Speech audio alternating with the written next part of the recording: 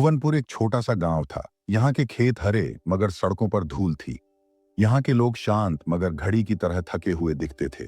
गांव का नाम पुराना था और लोग पुराने तरीके से जीते थे। कई सालों से वही आदतें, वही तिकड़में। कई सालों से वही जो सत्य बोलता वही चुप करवा दिया जाता। मैं आपको एक अफसर के बारे में बताने जा रहा हूं। उसका नाम था रितिका चौहान। वह युवा थी, तेज और ईमानदार। लोगों ने कहा था कि जब भी रितिका किसी काम के लिए जाती वहां कुछ बदल जाता था।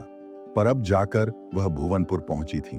उनके मन में ठान था, इस गांव की हवा बदलनी है। एक ठंडी सुबह थी, सूरज अभी अभी ऊंचा हुआ था।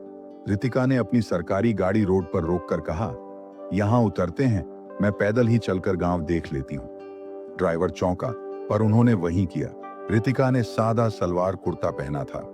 वह किसी आम महिला की तरह ही लगती थी, मगर उनके कदमों में एक अलग सी ठहराव थी। स्कूल के बाहर कुछ बच्चे खेल रहे थे।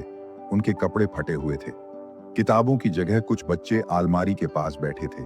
स्कूल की दीवार पर पुराने पोस्टर लगे थे, शिक्षा है अधिकार। पर अंदर का हाल रोने जैसा था।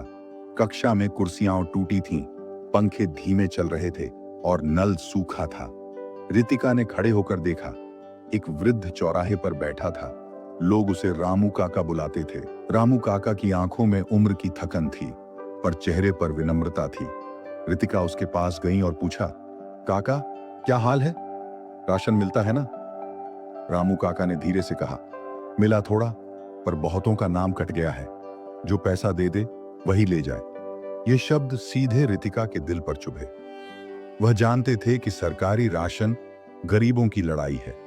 किसी का नाम कटना, किसी का राशन छिनना, ये छोटी छोटी चीजें हैं, पर इनके पीछे बड़ी बुराइयां छिपी होती हैं।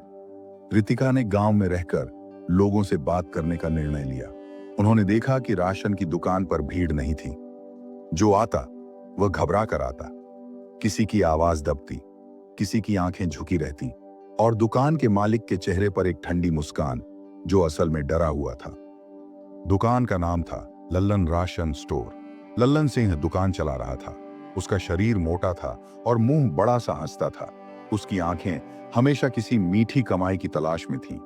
जब रितिका ने एक दिन दुकान पर साधारण साड़ी पहने जाकर पूछा, भैया मेरा नाम क्या सूची में है? तो लल्लन ने हंसकर कहा, बहन जी सूची तो है, पर राशन उन्हीं का मिलता है जो थोड़ा समझते हैं।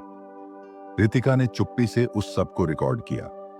वह रात को वापस आई। सरकारी पहचान नहीं बताई। वह चाहती थी कि पहले सबूत मिले। फिर उन्होंने पंचायत में बात रखी। पंचायत में कुछ लोग चुप थे, कुछ लोग डर रहे थे।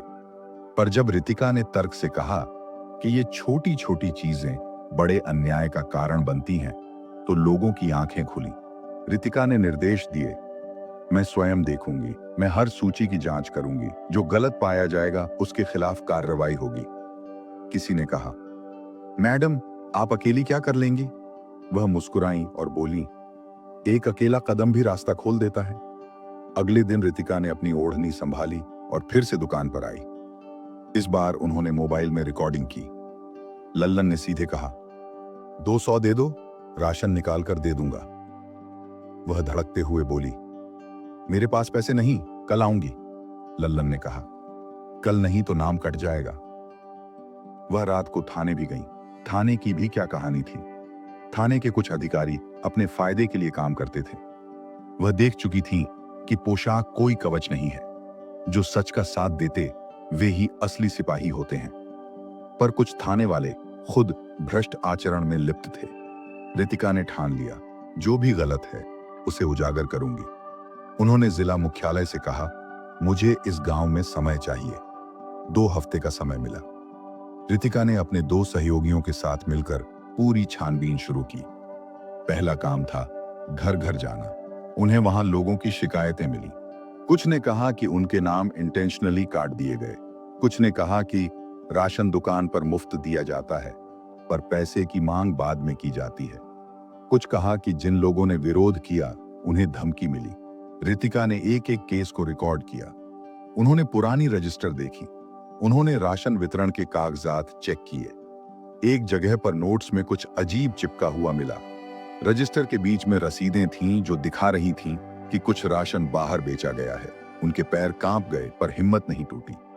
एक दिन रात को लल्लन ने उन्हें फोन किया। आवाज सुस्त थी। मैडम, इतना सोचा समझकर काम करिए, लोग परेशान होंगे। रितिका ने ठंडी आवाज में कहा, कानून के साथ काम मैं करूंगी, किसी को डराने की गुंजाइश नहीं रहने दूंगी। अगले दिन उन्होंने पंचायत में सबूत दिखाए, रजिस्टर, रसीदें और दुकानदार का खुद का ऑडियो। पंचायत साबर हो गई। कुछ ने अपना सिर झुकाया, कुछ शर्मिंदा हुए और लल्लन का रंग उड़ गया। उसे पता था कि अब बचने की जगह नहीं रही। फिर हुआ वही जो होना चाहिए था। लल्लन पर कार्रवाई हुई। राशन की दुकान की लाइसेंस स्थगित कर दी गई। पंचायत में एक नया कमेटी बनी जिसमें महिलाओं को भी शामिल किया गया।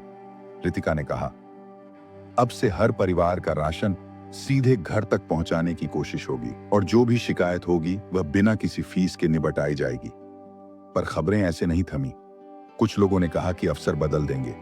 धमकियां आने लगी। रितिका के बंगले पर रात में अजनबी कॉल आए। एक कॉल पर कोई बोला, तुम बस करो, तुम्हारा तबादला पक्का है। रितिका ने हंसकर फोन रख दिया। उसने अपने आप से कहा, अगर डरकर हट जाऊंगी तो औरों के लिए क्या संदेश जाएगा। काम कठिन था, लेकिन गांव में जो उम्मीद जगी थी वह बड्डी थी। रामू काका जिस दिन ओपीडी पर बारी लेकर खड़े हुए, उनकी आंख में उम्मीद थी। बच्चों ने स्कूल जॉब लगते देखा। दीवारों पर रंग लौट आए, नल से पानी फिर बहने लगा। कुछ महीनों के भीतर बदलवा नजर आने लगा। राशन सही लोगों तक पहुंचने लगा। शिक्षक आए, शिक्षा का स्तर सुधरा। जिस दुकान ने गलत किया था उसे बंद कर दिया गया। नया व्यापारी पारदर्शी नजर आया। पर सबसे बड़ी बात थी लोगों के मन का बदलना। जो पहले डरते थे वे अब शिकायत के लिए आगे आने लगे। जो चुप रहते थे वे अब अपने हक के लिए आवाज उठाते थे। हमेशा नहीं बदलेगा पूरा सिस्टम, मगर बदलने वालों की संख्या बढ़ गई थी। एक दिन जब रितिका ने गांव के बीच मैदान में जाकर बच्चों को किताब बांट दी, तभी रामू काका पास आए।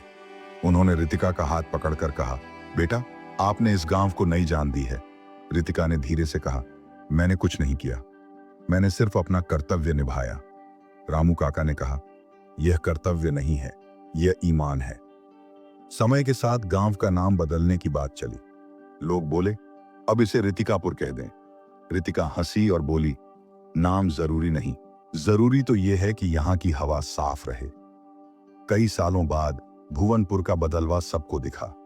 यहां के लोग अब अपने भविष्य को लेकर आत्मविश्वासी थे। यह कहानी यही बताती है कि एक ईमानदार अफसर, थोड़ी हिम्मत और जनता की सहमति से किसी भी गांव का भाग्य बदला जा सकता है। और यही रितिका की जीत थी। एक जीत जो अकेले की नहीं, पर सबकी थी। कभी कभी एक मशाल जल जाती है और अंधेरा भाग जाता है। मशाल को रखने वाला केवल एक हाथ नहीं होता, वह उस हाथ का नाम है ईमान।